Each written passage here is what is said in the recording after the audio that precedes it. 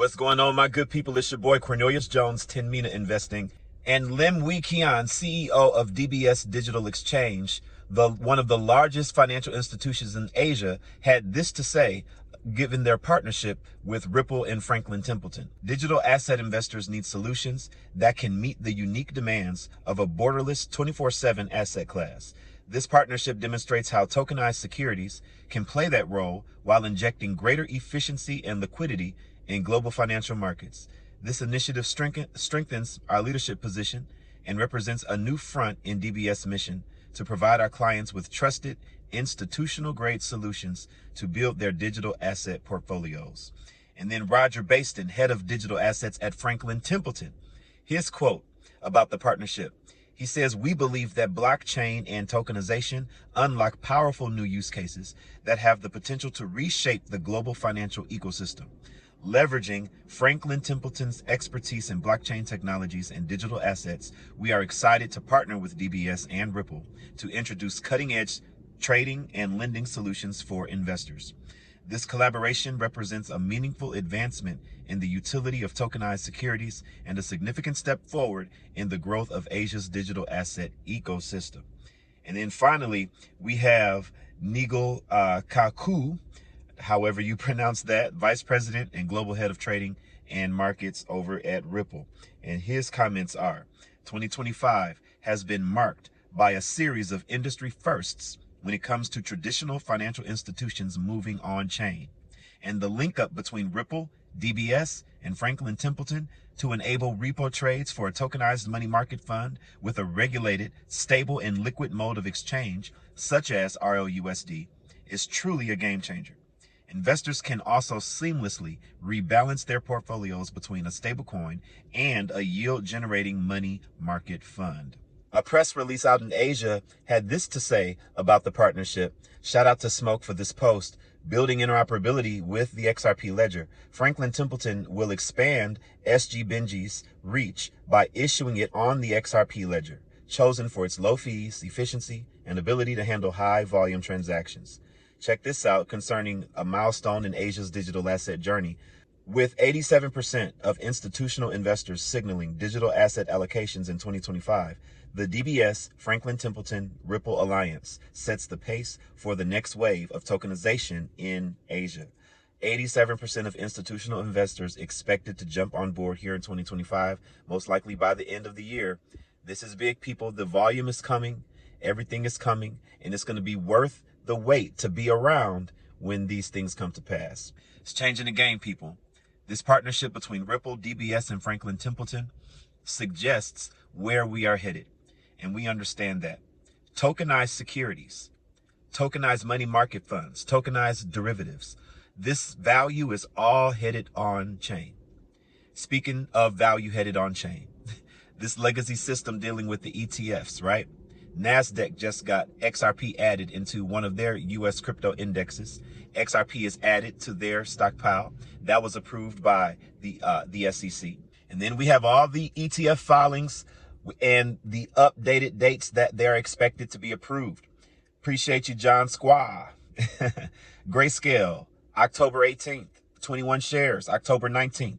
Bitwise, October 20th. Canary Capital, October 23rd. Wisdom Tree, October 24th. Franklin Templeton, October 25th. And CoinShares, October 25th. So the end of October, we should have the ETFs. Will BlackRock be a part of that? I'm sure we'll find out. But these ETFs is going to add significant demand market-wise globally for spot XRP. And that is great to hear. Now, most importantly, people, we have an update from Eleanor Terrett dealing with what's going on Capitol Hill, what's going on with the passing of this next piece of legislation that will take us into utility season. So she has here new consensus among a handful of Capitol Hill sources is that the September 30th market structure markup that Senate banking Republicans were targeting is now effectively off the table. Democrats have yet to offer feedback on the legislation, saying they want an agreement on process before they start negotiating details. The looming government shutdown would also make it nearly impossible to hold a markup on the 30th, I'm told. A possible new target date is the week of October 20th. but nothing is set in stone. I'm told since the Senate Agriculture Committee is also eyeing October to mark up their own bill, which deals with the CFTC side of legislation, this delay should not, in theory, affect the possibility of getting a bill to the Senate floor by the end of the year. So understanding the market structure markup, this markup is an official process where they get together, round table, they amend, they debate, and they add things to the bill, take things out. They're negotiating what things should be in the bill, because by the time they get it to the floor, they want a bill that they feel is going to have bipartisan support and is going to pass. Well, tomorrow, September 30th, well, in a couple days actually, and depending on when you're listening to this, but September 30th was a scheduled time for them to have some of that discussion, and it was canceled. So now we're looking at hopefully October 20th. Hopefully. There's nothing guaranteed about that. But the key to take here is they are saying that they believe that in theory, it should be done by the end of the year. Getting it to the floor, not passing it, just getting it to the floor should be done by the end of the year.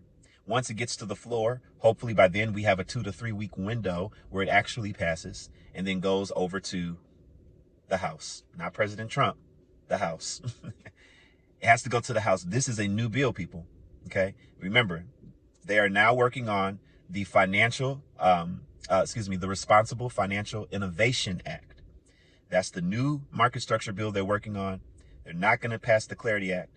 So this bill will have to pass and then go to the House, and hopefully they pass it straight through and we get it to Trump's desk. So we're looking at, most likely, again, best case scenario, end of the year, we are in the green light for utility season.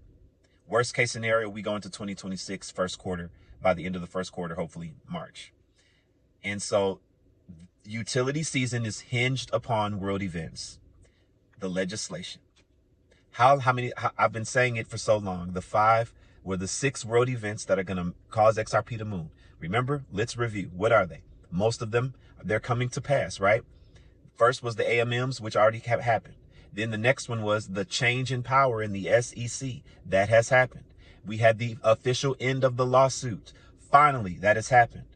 The next one is the ETFs. They're not out yet. They're coming the end of October. And then finally, we have legislation being written. Some of it has been written, but it's not complete. I've been talking about this since early 2024. Nothing has changed.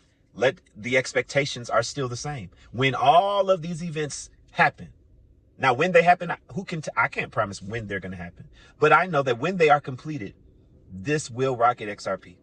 So that green light, we were waiting for it. Hopefully, we're going to keep an eye out on what they're doing legislation wise. But that next piece of legislation that gets passed by the Senate, goes to the House, gets to Trump's desk, is going to launch us into utility season. And then we'll see how fast XRP begins to rise after that. Of course, we have a Ripple IPO that I used to talk about as well. That's going to be bullish for XRP as well. But when it comes to utility season, we don't need a Ripple IPO for XRP to be in utility season. So utility season will be realized once Trump signs the next piece of legislation. That will never change. That's the next world event we're waiting on. And if you're here for great long-term profits in XRP, go ahead and throw it in the comments. Right before you go, people, would you like to find out information on a wonderful way you can add to your wealth building strategy? Come find out about smart contracts that you can initiate for yourself that utilize decentralized staking protocols that gives you wonderful return on a bank loan that you get as soon as you register. Bank loans ranging between $30,000 and $40,000. And then that loan sits in a staking protocol earning yield. The yield that is earned pays the banks for you. You don't have to pay anything. And at the end of the contract, after it matures, you end up with wonderful sums of money depending on the contract that you purchased. We're talking about money in the 5, 6, and 7 digits, people. And so this is a great way to add to your wealth building strategy, but you need to find out the details. You need to understand how Cryptex works. So there's a video in the description of this video.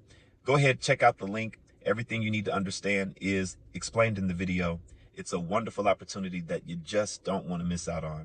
I'll see you guys on the next one.